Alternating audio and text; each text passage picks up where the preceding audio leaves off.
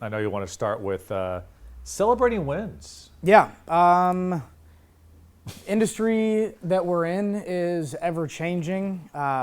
Clients come, clients go, but I think in general for any entrepreneur that you speak with, there are major peaks and valleys throughout your entire career. And when it's your company, it's your baby, I take everything very personally and probably overthink the negative. But as soon as there's a positive, I tend to, let's go on to the next thing, on to the next thing. And in a certain sense, you've really got to have that to be able to continue, because you can't pat yourself on the back too much or you'll go out of business.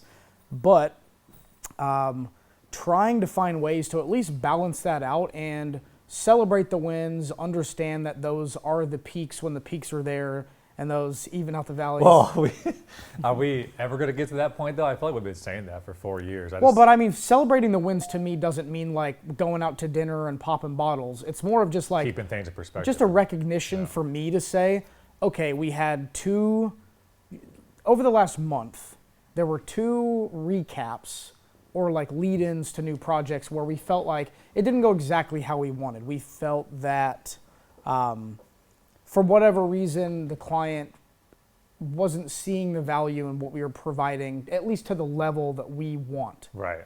And shortly thereafter, we also closed several other deals, expanding relationships with other clients who very clearly saw more value and wanted to bring us on for more projects. Mm-hmm. And in the past, we've always had both of those things going on, but I think I've dwelled on the negative.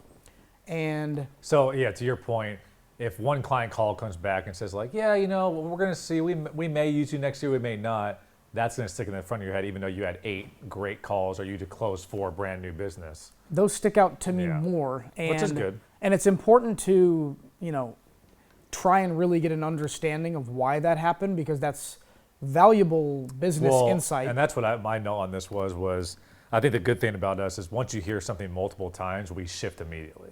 So we had 2 calls, like you said, we heard 2, like you said, not bad things, but 2 things that were similar in tone, and we're like, time to move. Yeah. So I think your clients can be your biggest advocates in terms of like when to shift and when, because what was valuable last year is not valuable this year, and maybe even what was valuable 3 months ago was not valuable right now. And we'll talk a little bit about Facebook and algorithm changes, but all it takes is for Instagram and Facebook to switch an algorithm, and all of a sudden your value changes unless you change as well. Yeah, and I think part of this topic can run as a thread through some of the other topics that we're talking about today on the show, but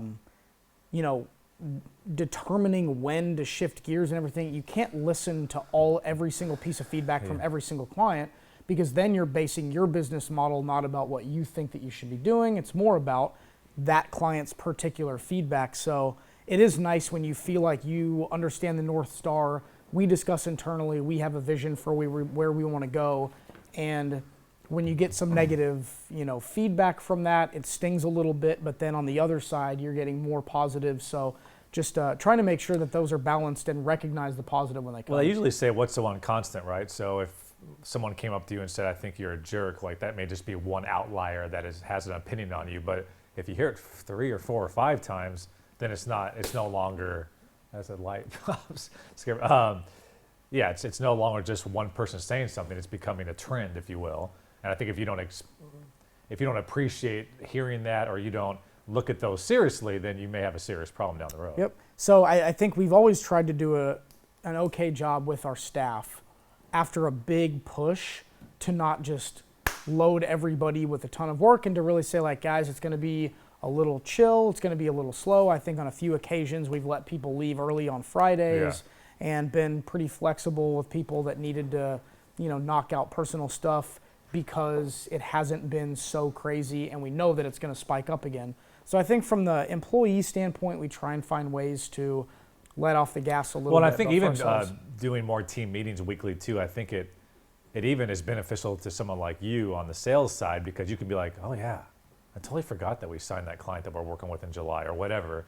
And that can, I guess, remind you, because if not, you're just thinking about that one bad call instead of potentially the new 4 gigs that you booked. So, So to anybody out there, What's the solution? Celebrate your win. Just a recognition, I think. And you could say this in personal life too. You know, you could meet with, 15 different people on dates, and then one person like totally blows you off. And if you really focus in on that, then you're going to feel like a loser.